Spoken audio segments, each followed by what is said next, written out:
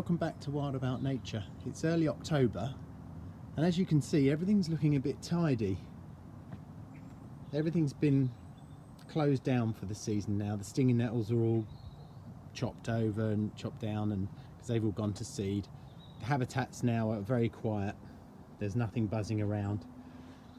Everything's starting to die back. Well, it's almost completely died back now. And as you can see, the garden's been cut down and all the plants were brown and they've gone to seed, and the seed's gone back into the ground. I let it dry for a week or so and then raked it up for compost heaps. So it's all pretty much done for the season now. Here are the two cats, Frankie and Spooky. They only ever come out when I'm out here, and they stay by my side because they know that they won't be allowed out if they're naughty. But they're pretty good. They're not bad, although Spooky looks like she's seen something. Spooky, what are you looking at? I have to be careful of these guys. There you go, she's all right. So I thought I'd share with you what's happening up the top here, which used to be where the trees were. You can see here the ground's being prepared for a wild meadow next year.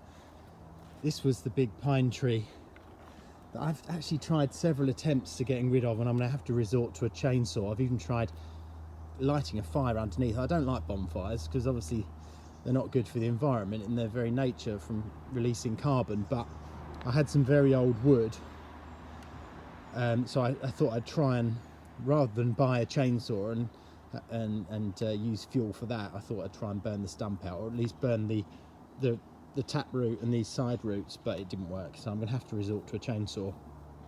But what I'm doing is this hump here is all chalky, very infertile soil, which is great as a substrate for a wildflower meadow. And as you can see, I've been raking it down over this area here. The whole lot's about 50 square feet, I suppose. And it's going to be great for a wildflower meadow because you don't want a fertile soil. When you're preparing for a wildflower meadow, you don't want to be putting in any compost or fertilizer. If you've got an existing grass patch, you'll want to be covering it for a few weeks with a dark tarpaulin or something that doesn't let light through, so it kills what's there, and then turn the soil to kill the remainder. Wait a few weeks, anything that's coming through, weed out with a hoe, because you want the soil kind of, in a sense, I mean, the things you want to encourage are what you would call weeds, or I don't call them weeds, but the hardy plants that have evolved to survive in harsh conditions. They're the wildflowers that you want. So the less the soil is good for grass, the more chance that the wildflowers will do well. Obviously things like yellow rattle, it's a great thing to introduce, because that by its nature, it outcompetes the grass roots. And I think there might even be a chemical process or some biological process actually that it does to grass roots.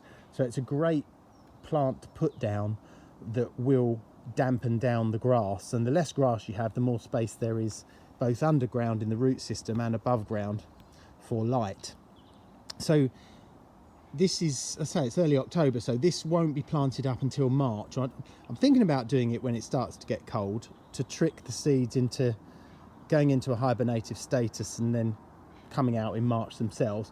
Other than that, they're in the fridge, so when I take them out in March, they'll think that it's spring, but they'll be sowed. I haven't finished, like I say. I've got that, I don't know if you can see it, that hump there. That whole hump's got to be taken off, and then the roots taken out. But once that's done, we'll be in a position to sow it up, and hopefully next year it'll be a beautiful meadow. I might even put a pond up here as well. So thanks for watching. Stay in touch, and hopefully you'll see changes over the next few months. If I don't make another video, have a great winter and Christmas. Otherwise, I'll see you in the spring.